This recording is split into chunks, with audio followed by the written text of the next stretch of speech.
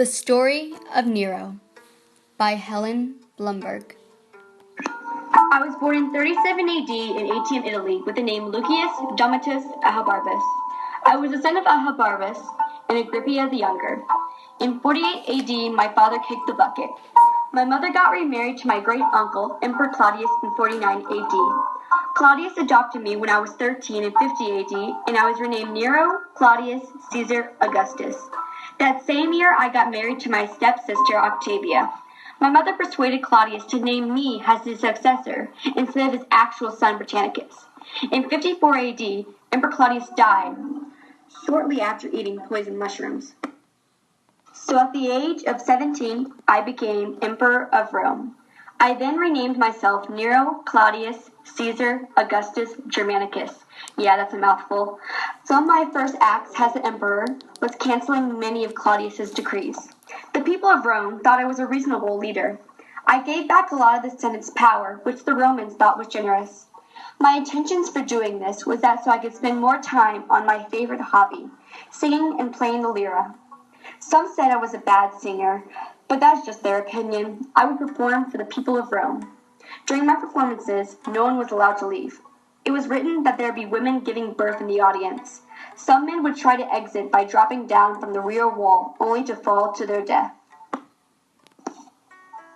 Speaking of death, let me tell you about my dreadful mother. She tried to control how I ruled, and would also try to assert her authority into my private life. I tried many times to stop her from interfering with my life, but nothing seemed to work. Left with no other option, I had my mother, Agrippa the Younger, killed in 59 AD. The other main woman in my life, my wife, Octavia, did not fulfill my needs. So I had an affair with Claudia Acate, a former slave, and later Poppaea Sabina. Poppaea was pregnant with my child, and I wanted to marry her, so I exiled Octavia, and she later committed suicide. I married Poppaea in 62 AD. Our first child died shortly after its birth. In 65 AD, Poppaea died with my unborn child. After her death, I had a few flings with some men, and then married my third and final wife, Satilina Messalina, in 66 AD. While I was still married to Poppaea, a fire broke out in Rome on July 19th of 64 AD. The fire, later called the Great Fire, lasted for almost a week and left 70% of my city in ruins. Rumors arose that I started this fire so that I could build my new palace and played my lyra while the city burned. But rumors are rumors. To draw attention away from me, I blamed the Christians for the Great Fire. The people who admitted that they were Christians were tortured until they confessed the names of other Christians. The persecutions and killings towards Christians spread throughout the empire. I used a lot of the treasury's money to rebuild Rome, making it better than it was before. One of the main renovations to the city was the Domus Aurea, or the Golden Palace, my palace. In order to rebuild my city, I did whatever it took to get the money. This included raising taxes and taking money from temples. In 68 AD, Governor Vindex led a revolt in Gaul against my tax policies.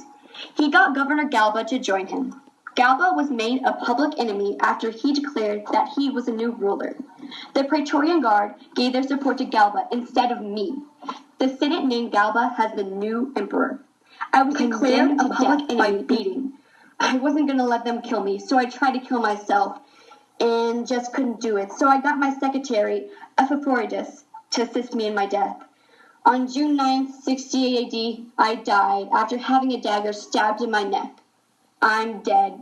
I've been talking from behind the grave the whole time.